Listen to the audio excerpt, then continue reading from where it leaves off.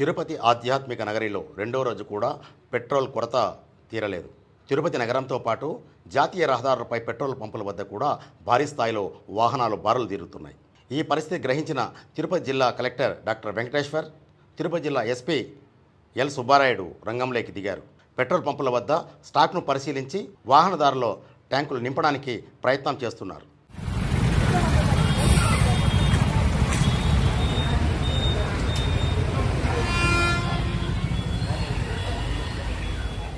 నమస్తే, నేను మీ ఎస్ఎస్వి భాస్కర్రావు. మీరు చూస్తున్నది ది ఫెడరల్ ఆంధ్రప్రదేశ్. ఇరాన్ యుద్ధ మేఘాలు ఆలస్యంగా రాష్ట్రానికి వ్యాపించాయి. అందులో ప్రధానంగా 54 రోజుల తర్వాత ఈ యుద్ధ ప్రభావం ఇంధన కొరతకు భారీ స్థాయిలో దారితీసింది. రాష్ట్రంలో మిగతా ప్రాంతాల పరిస్థితి పక్కన ఉంచితే తిరుపతి ఆధ్యాత్మిక నగరానికి శ్రీవారి దర్శనం చేసుకోవడానికి తిరుమలకు వెళ్లే యాత్రికులు భారీ సంఖ్యలో తిరుపతికి వస్తుంటారు. అందులో సొంత వాహనాల్లో వచ్చేవారు కొందరైతే రైళ్లు, బస్సుల ద్వారా వచ్చే యాత్రికులు సుమారు 1,00,000 మంది వరకు ఉంటారు. సొంత వాహనాలు లేని యాత్రికులను ట్యాక్సీలు లేదా ఆర్టీసీ బస్సుల్లో తిరుమలకు తరలించడానికి రవాణా వ్యవస్థ అందుబాటులో ఉంది. ఈ వాహనాలు తిరగడానికి అవసరమైన ఇంధన కొరత కారణంగా ఆదివారం ఉదయం నుంచి పెట్రోల్ బంకుల్లో సగం వంతు మూతబడ్డాయి.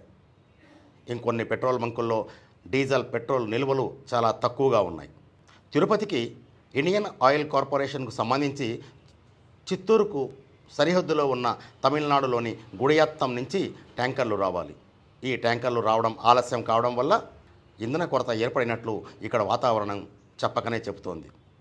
తిరుపతి నగరంలోనే కాదు, అటు చెన్నై హైవేలో వెళ్ళినా, నాయుడుపేట పూతలపట్టు హైవేలో, ఇటు కలకత్తా హైవేలో ప్రయాణించిన, రేణిగుంట, కడప, కర్నూలు హైవేలో చూసిన, తిరుపతి నుంచి మదనపల్లికి మీదుగా బెంగళూరుకు వెళ్లే నేషనల్ హైవే 71 పై చూసిన ఎక్కడ కూడా నో స్టాక్ బోర్డులే పెట్రోల్ పంపుల వద్ద కనిపిస్తున్నాయి.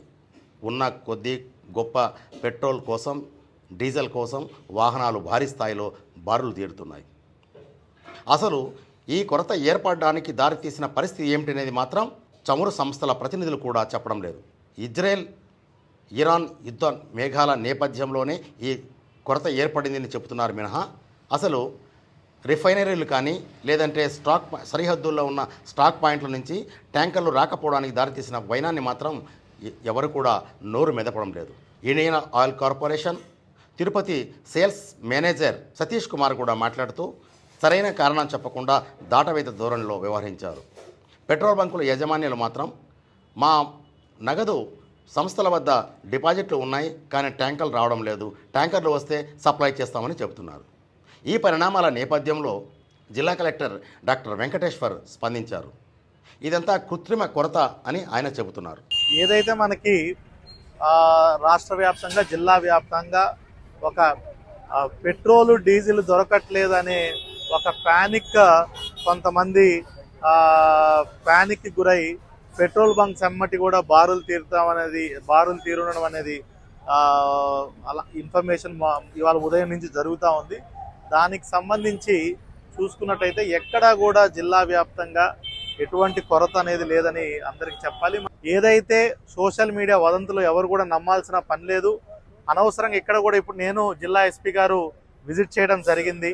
ఇక్కడ కూడా చూసుకుంటే అనవసరంగా చాలామంది అవసరం మేరకు కంటే కూడా వాళ్ళ ట్యాంకులు ఫుల్ చేయించుకోవటం, రోజువారీ కొట్టించేదానికంటే కూడా ట్యాంక్స్ ఫుల్ చేసుకోవడం చేస్తున్నారు. తిరుపతి జిల్లాలో Indian oil corporation, Bharat petroleum, మరో ప్రభుత్వ రంగ సంస్థతో పాటు ప్రైవేటు అవుట్లెట్లకు సంబంధించి కూడా 185 పెట్రోల్ పంపులు తిరుపతి నగరంతో పాటు తిరుపతి జిల్లా పరిధిలో ఉన్నాయి.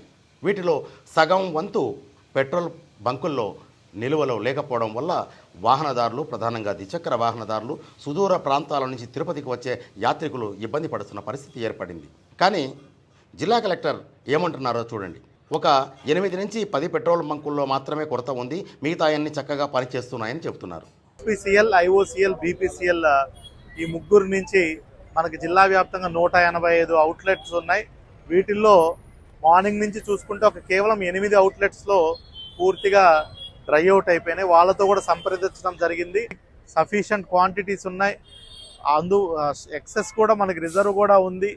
ఎవరు కూడా పానిక్ అవ్వాల్సిన అస్సలు అవసరమే లేదు. సోషల్ మీడియా వదంతులు కూడా ఎవరు నమ్మవద్దండి. ఇదే పరిస్థితి ఉంటే పెట్రోల్ పంపుల వద్ద ఇంత భారీ స్థాయిలో ఎందుకు వాహనాలు బారులు తీరుతున్నాయనే విషయాన్ని మాత్రం స్పష్టం చేయడం లేదు. అసలు ఈ కొరతకు కారణం ఏంటి అనేది కూడా జిల్లా యంత్రాంగం ఇంతవరకు అధికారికంగా ఎలాంటి ప్రకటన చేయకపోగా ఎప్పుడు స్టాక్ తెప్పిస్తారనే విషయం కూడా చెప్పలేకపోతున్నారు. ఆదివారం రాత్రి జిల్లా కలెక్టర్ డాక్టర్ వెంకటేశ్వర్ మాట్లాడుతూ సోమవారం ఉదయం 9 నుంచి 10 గంటల లోపు అన్ని పెట్రోల్ పంపులకు స్టాక్ వస్తుంది, ఇంధన కొరత సమస్య లేకుండా చేస్తామని కూడా ఆయన చెప్పారు. మార్నింగ్ నుంచి చూసుకుంటే కేవలం 8 అవుట్లెట్స్లో పూర్తిగా డ్రై అవుట్ అయిపోయినాయి. వాళ్ళతో కూడా సంప్రదించడం జరిగింది.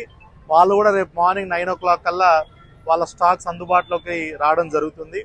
ఎక్కడా కూడా క్యానుల్లో పెద్ద పెద్ద డ్రమ్లో పట్టుకునేది పూర్తిగా అలో చేయము. కానీ ఇంతవరకు ఎక్కడ కూడా పరిస్థితి సామరస్యంగా మారిన దృశ్యాలు కనిపించడం లేదు. అందుకు ఉదాహరణ నిదర్శనమే ఇక్కడ బారులు తీరిన వాహనాలు.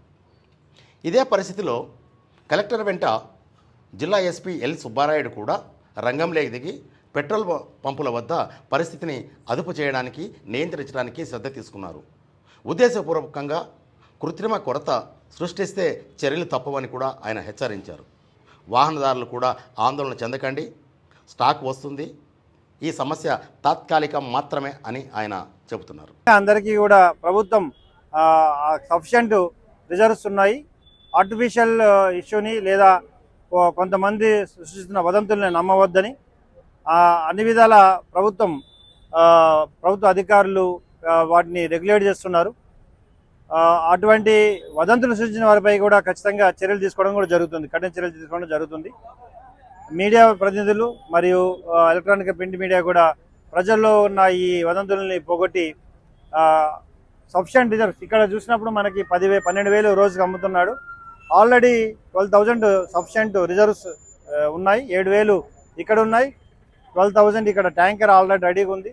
సో దీన్ని బట్టే ప్రతి ప్రాంతంలో కూడా సఫిషియంట్ ప్రభుత్వం ఏర్పాటు చేస్తుంది. కాబట్టి ప్రజలు అటువంటి వదంతులు నమ్మకుండా, బారులు తీరకుండా, కావాల్సిన దానికంటే ఎక్కువ కొని ఆర్టిఫిషియల్ డిమాండ్ సృష్టించొద్దని కోరుచున్నాను. ఇది తిరుపతి జిల్లాకు సంబంధించి ప్రధానంగా తిరుమల అలాగే తిరుపతికి వచ్చే యాత్రికుల సమస్యలను, రవాణా సదుపాయాలకు ఇబ్బంది లేకుండా ఏర్పాట్లు చేస్తున్నామని తిరుపతి జిల్లా యంత్రాంగం చెబుతున్నారు. వీడియో జర్నలిస్ట్ దినేష్ గునుకలతో ఎస్ఎస్వి భాస్కర్ రావు, ఫెడరల్ కరస్పాండెంట్, తిరుపతి.